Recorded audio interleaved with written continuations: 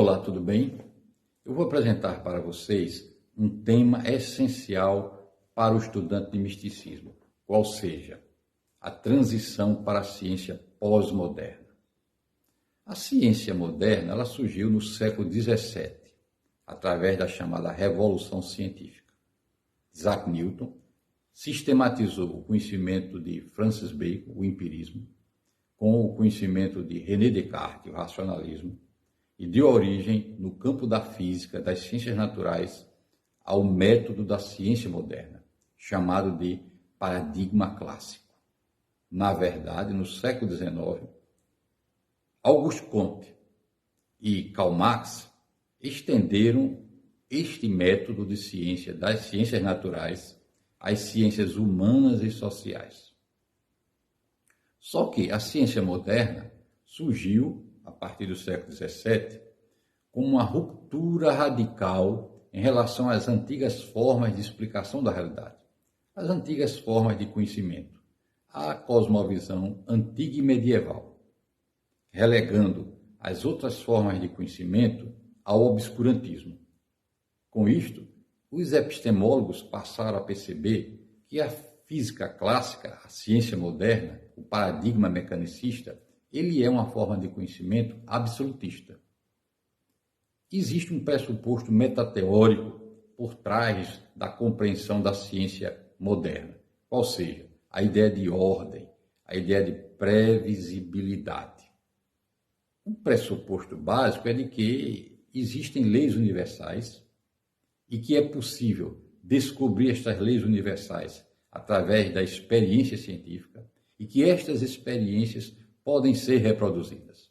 Por trás desta concepção ampla, existe uma grande metáfora, a metáfora de uma máquina.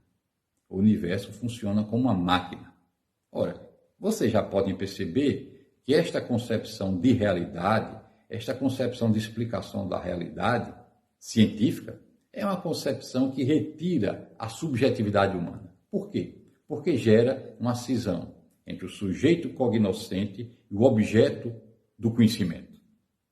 Em última instância, o desenvolvimento da aplicação deste método, através do desenvolvimento de tecnologias, é a exploração da natureza, gerando os desequilíbrios ecológicos. Inegavelmente, a aplicação do método científico trouxe conquistas imensas para a humanidade, mas, ao mesmo tempo, trouxe desequilíbrios ecológicos imensos. Esta é a problemática geral, a situação geral do paradigma moderno de explicação da realidade. Só que, no início do século XX, com o desenvolvimento da teoria da relatividade por Albert Einstein, passou-se a observar que esta ciência moderna, estes princípios de explicação da realidade, não se aplicam ao macro-universo.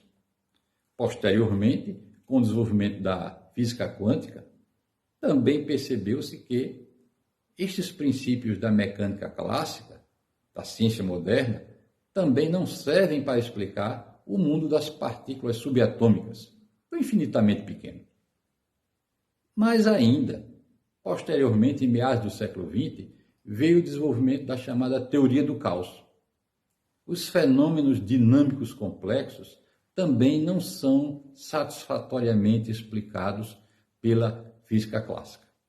A partir daí, então, pegando os pressupostos de um epistemólogo chamado Thomas Kuhn, que escreveu uma obra célebre, publicada em 1962, intitulada A Estrutura das Revoluções Científicas, os cientistas começaram a perceber que o paradigma clássico newtoniano mecanicista precisava ser revisto.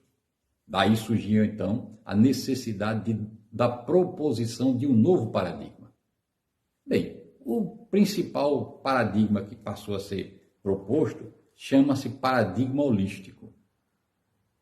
Através deste paradigma, passou-se a tentar uma explicação ampla da realidade, uma explicação que incluísse aqueles fenômenos que foram outrora desprezados pela ciência clássica. Também surgiu aí, a partir da sistematização de Edgar Morin, a proposição do paradigma da complexidade. Em vez de dividir, como a ciência clássica faz, em vez de dividir a realidade em pequenas dimensões para depois ter uma visão do todo, explicar a coisa em sua complexidade, sem tentar reduzir, sem tentar simplificar, sem fragmentar o conhecimento. Este é o paradigma da complexidade. Estes novos paradigmas que estão sendo propostos, todos eles admitem a recuperação daquelas formas de conhecimento que outrora foram taxadas como obscurantismo, aquelas formas de conhecimento que pressupõem a ideia de que a consciência desempenha um papel essencial na compreensão e na própria estruturação da realidade. Com isto, os fenômenos derivados da consciência, também chamados de fenômenos anômalos, os fenômenos da complexidade humana, que envolve a subjetividade humana, que envolve a dimensão do espírito, também passaram a ser incluídos em muitas pesquisas acadêmicas. De maneira que eu quis trazer este tema para vocês, para que vocês possam entender que o estudo da espiritualidade, o estudo dos fenômenos místicos na atualidade já encontra guarida em vários campos de pesquisa. Eu devo voltar ainda a esse tema. Até a próxima ocasião.